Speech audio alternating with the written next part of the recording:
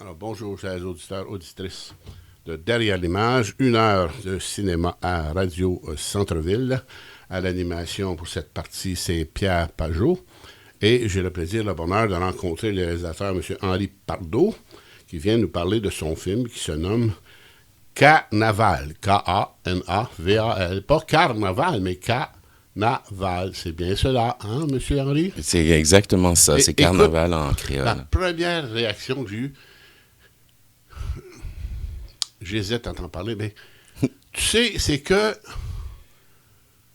je ne suis pas en Haïti présentement, mais ce que je sais, c'est que ça va pas très bien. Mhm. J'ai vu un documentaire, un an ou deux, là, Kazem, là.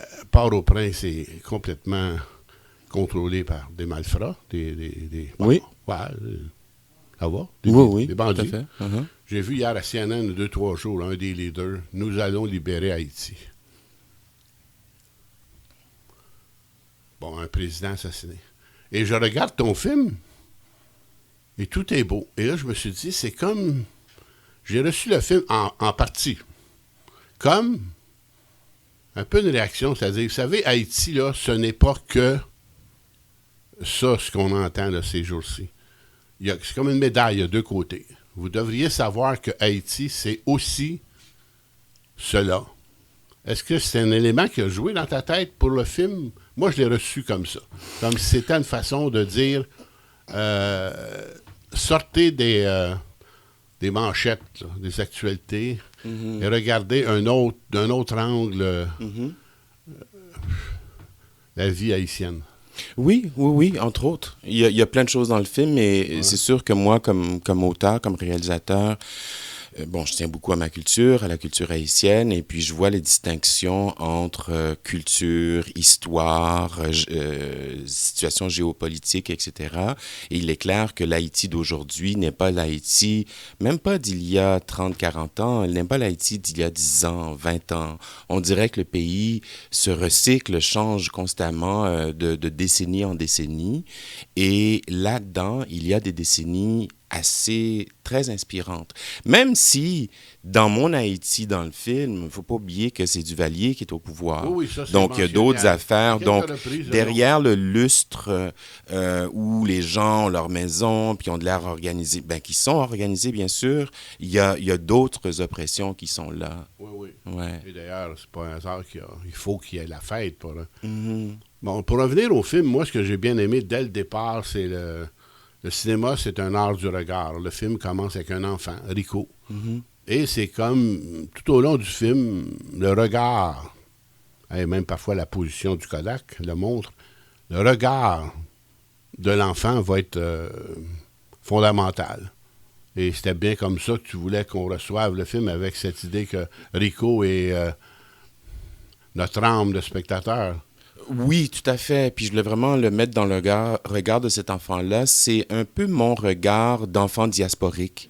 C'est-à-dire que ça, c'est un autre Haïti aussi qui existe. Il y a l'Haïti sur l'île à travers les décennies. Puis ensuite, il y a la diaspora qui est aussi grande Très que la grande. population Ben oui, interne Haïtiens, d'Haïti. aux États-Unis, il y a beaucoup d'Haïtiens. Oui, exactement. Et au Québec, évidemment. Donc, chacune de ces vagues apporte une génération ou un Haïti différent. Puis moi, je voulais être de l'extérieur, en train de regarder à l'intérieur, puis d'être à l'intérieur de ce regard d'enfant-là me permettait ça vraiment, de le regarder, pas seulement avec innocence, mais avec Non, il n'y a pas seulement innocence, il y a des ouais. inquiétudes, hein, il y a des...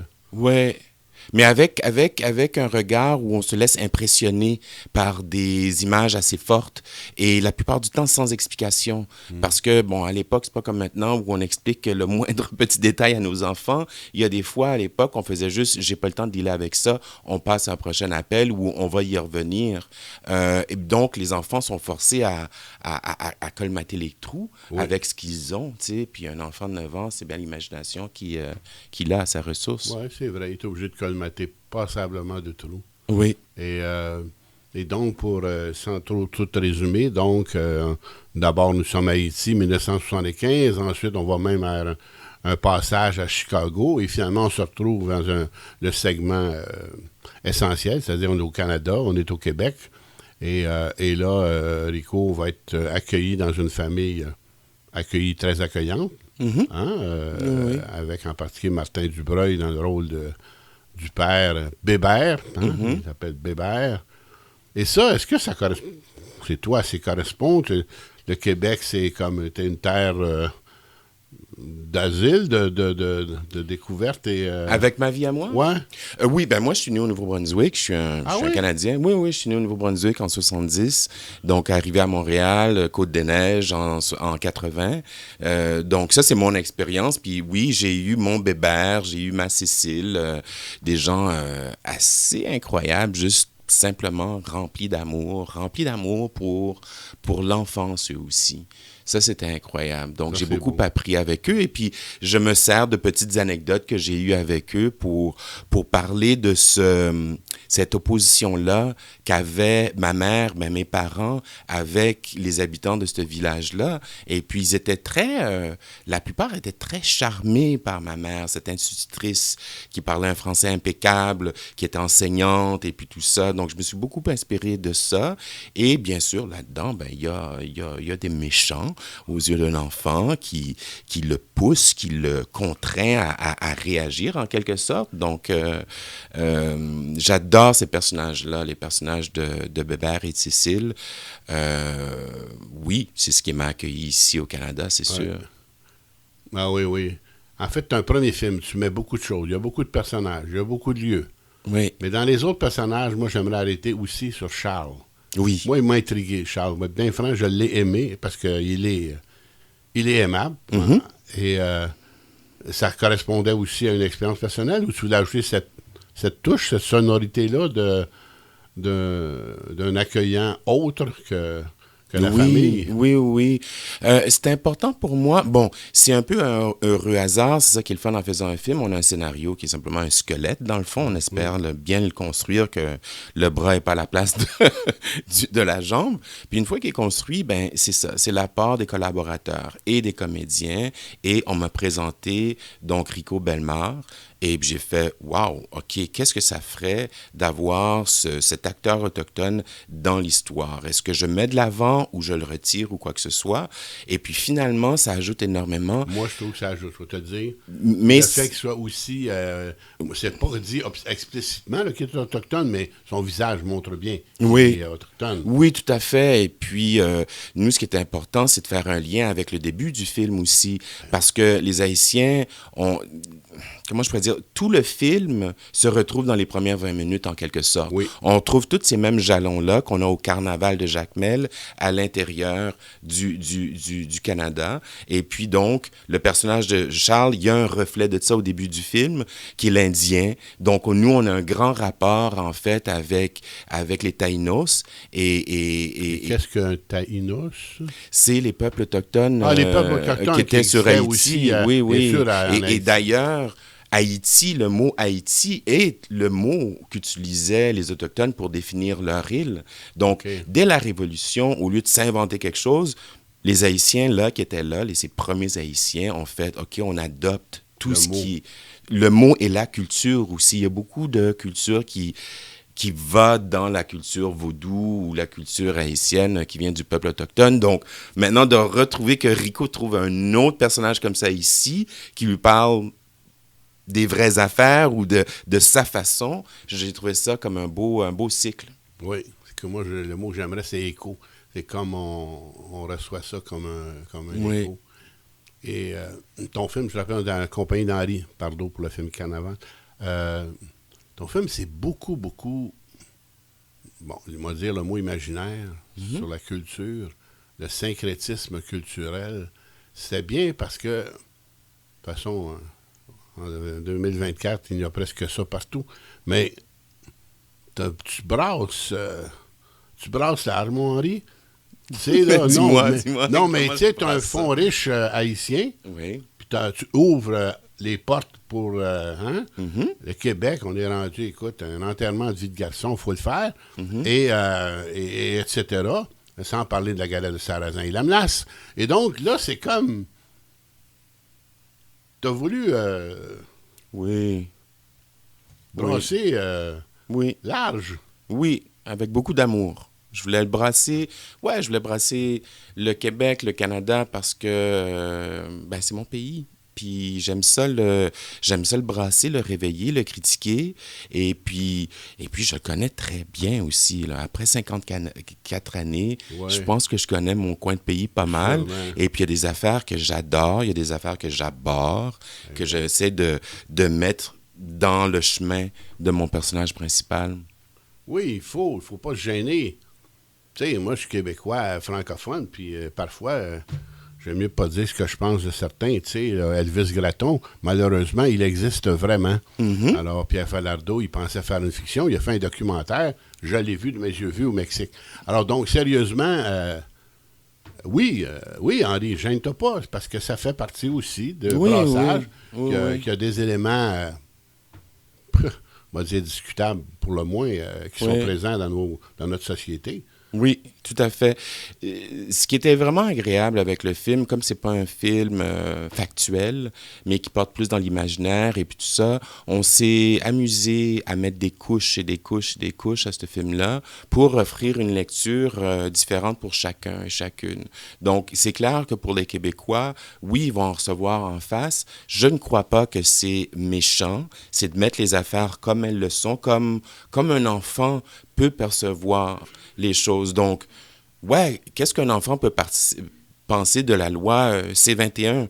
On lui explique pas tous les détails, mais il sent qu'il y a une vibe, il y a quelque chose de...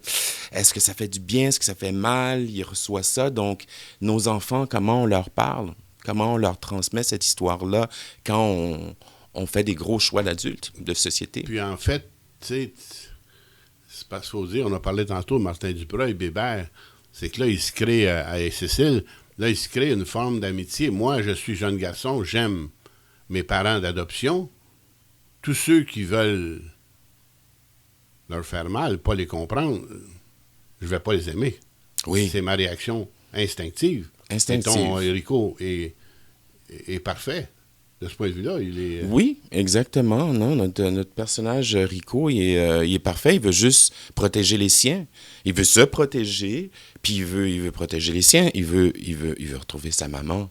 Ah C'est oui, ça ça, qui est c'est... important. Puis j'ai fait un lapsus l'autre fois. Je voulais juste dire sa mère, mais le prochain mot qui suit, c'est sa mère patrie, en quelque sorte. Il a hâte de retrouver son Haïti renfermée dans sa mère, puis en ce moment, à cause de son trauma, à cause de ce qu'elle a vécu, elle n'a pas le temps de s'occuper de lui, donc il est laissé seul un peu avec son imagination et sa culture qui le sauve en quelque sorte. C'est ça Ouais. sa sauvegarde, même si il préfère une énorme gaffe, c'est ça.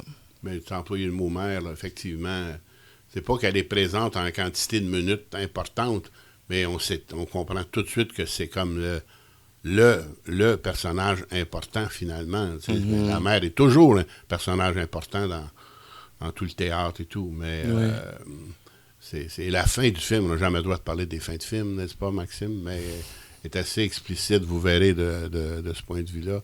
J'aimerais parler aussi, là, on a quelques minutes, parce que tout à coup, Rico a un ami, Oui, Cana, oui, Cana. mais il faut expliquer. Cana, non seulement il est noir, ça leur va de soi, mais avec des cornes et tout. Et Oui. c'est donc totalement un ami imaginaire que tu te crées, comme souvent les enfants font.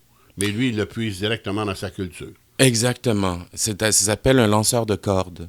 C'est un Ah oui? personnage, oui, c'est un personnage du carnaval qui est né, qui a été inspiré de ces Africains qui ont brisé leur chaîne. D'ailleurs, dans le costume, pas dans celui du film, mais ils sont supposés d'avoir des cordes attachées aux poignets qui fouettent par terre pour faire peur aux gens. Ça symbolise les chaînes qu'ils ont déchirées, qu'ils ont réduites en morceaux. Et puis ils fouettent partout, ils se déguisent, ils se rendent encore plus esclaves qu'esclaves pour faire peur aux colonisateurs. C'est ça l'objectif. Oui, faire peur. Alors, à l'intérieur du carnaval, c'est des personnages qui changent de forme, qui vont dans l'ombre, ils sont huileux et puis tout ça, et puis ils font peur à tout le monde. Et c'est des bandes de 25 qui se promènent partout dans la ville. Mais Le rituel, c'est une fois que le carnaval est terminé, ils se dirigent vers la mer, ils vont vers la mer et ils laissent toute leur l'huile noire sur le corps se répartir, partir dans la mer et puis leur rituel est terminé, tu vois. Donc, à chaque année, c'est le même genre de rituel. Donc, ça m'a beaucoup inspiré quand j'ai lu ça. Puis j'ai fait, wow, OK. Ben, c'est le titre du film, il faut bien le dire. Hein? Oui. C'est au cœur aussi dans le premier segment, évidemment. Et cette idée de carnaval, c'est très, très riche aussi sur le plan symbolique et dramatique. Ça permet beaucoup de choses. Bon, il me reste 2 minutes, que dit Maxime. Maxime, Et, il nous énerve avec le temps. Oui, lui, il a droit à un ascenseur, comme lui, c'est spécial. Henri, t'espérerais quand même que le film puisse parler de brassage tantôt aussi, un brassage au Québec ou même au Canada. J'ai l'impression que tu aimerais ça, que je brasse un peu le Québec. Oui, Est-ce que je ben, me je sais trompe? pas, moi, j'ai pas de problème à me faire brasser parce que moi-même, à l'occasion, j'aime mieux que tu n'entendes pas ce que je dis parfois, certains de mes moi, je suis québécois francophone depuis 1660, mais ça n'empêche pas de voir des douleurs et des ratés. Et, Oui, mais je le veux film, brasser il me semble les... qu'il peut servir à... Le mot servir est toujours délicat, mais il me semble qu'il peut même Non, être utile. Le mot utile est délicat, mais oui, oui. Non, je pense que j'aimerais vraiment ça, changer les choses, c'est sûr. Je l'ai fait avec mon dernier film sur la petite Bourgogne. Puis avec celui-ci, j'utilise l'analogie suivante. Qu'est-ce que c'est un arbre sans racines? Ben, c'est juste des planches. On a besoin de s'enraciner. On a besoin que nos racines soient encore plongées dans notre culture, même si elle est loin, parce que c'était pas notre choix de partir. Notre premier choix, c'était de rester à la maison, parce qu'on était juste bien chez nous. Mais on a dû se faire déplacer. Puis arriver ici, je trouve que c'est dur de s'enraciner. Il y a beaucoup de béton partout, de béton institutionnel, de béton éducationnel, de béton sociaux, partout. Et puis, c'est dur de s'enraciner des fois quand on ne va pas oublier qui on est. mais tu sais, le Québec, moi, je considère que c'est un pays à l'intérieur d'un pays. Le Québec, à l'intérieur du Canada, c'est un pays à l'intérieur d'un pays, selon moi. Je ne parle pas de l'indépendance, juste même, c'est un pays à l'intérieur d'un pays. Tu sais, moi, mon ancêtre est là en 1660. Fait que, tu sais, on a fini par se donner pour le meilleur et pour le pire, toute des façons de faire, de penser, de dire. Fait que quelqu'un qui arrive, il y a comme il y a une couche à percer, là. Oui, exactement. Mais l'idée de ne pas oublier ses racines, ça me semble fondamental. Moi aussi. Oui, c'est fondamental. Et puis quand on arrive ici, des fois, on a l'impression qu'on ne devrait pas, mais on doit. Moi, j'encourage toute personne qui met le pied ici à respecter la terre. Et c'est une des raisons pourquoi on a ce côté autochtone-là au récit. C'est parce que c'est leur terre et puis ils nous donnent permission d'être ici. Et puis, il faut foisonner, il faut fleurir énormément. Je crois ça. Puis, il faut aider les gens qui débarquent. Puis, ils peuvent... Ce qui était formidable pour revenir à ma mère, cette femme-là qui est débarquée dans ce petit village-là, ce qu'elle a apporté comme éducatrice, c'était formidable. Moi, j'ai encore des gens qui m'appellent pour me dire « Ah, elle a changé ma vie ». Sûrement. Donc, c'est tout ça qui est disponible. Oui, mais ta mère est arrivée, c'est clair, avec un background culturel. Il ne faut pas oublier Haïti, c'est aussi la France. Bon, Maxime me fait signe. Oui, la prochaine fois, Maxime, on peut terminer en sûrement faisant un hommage à une personne que je n'ai pas connue, ta mère, parce que je suis convaincu aussi qu'elle a été importante en Acadie. Elle a été importante pour toi. Et, oui. Elle est importante elle a été en importante. général. Elle s'assure que l'histoire soit bien racontée. Elle m'a aidé avec le scénario, m'assurer que tout était authentique. Oui, on a fait ça vraiment en belle complicité. Une vraie professeure. Oui. Alors, oui, ça c'est bien, madame institutrice. Oui. Alors, donc, je vous rappelle, nous sommes en compagnie de Henri Pardo, P-A-R-D-O, pour son film Carnaval, qui prend l'affiche cette semaine. Et moi, je vous encourage à voir, parce que, comme on l'a dit tantôt, brasser, se faire brasser, pour moi, j'ai aucun problème avec ça. Et ça m'a plu. Et je vous encourage à voir le film. Merci, Henri. Ça me fait plaisir.